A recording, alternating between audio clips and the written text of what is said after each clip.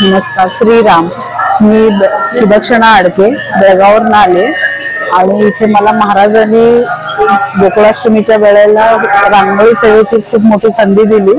तर मी गेल्या वर्षी कृष्णाच्या बाललीला आणि त्याचे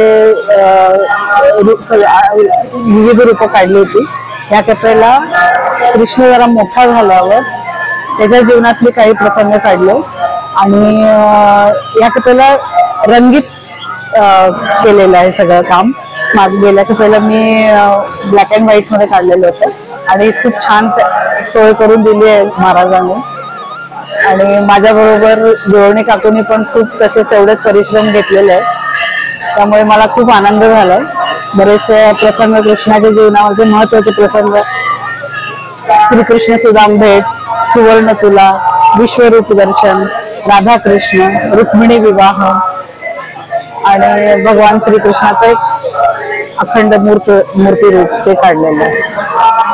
ते सगळ्यांना खूप आवडलेलं आहे आणि मी महाराजांच्या चरणी ही माझी सेवा अर्पण करते.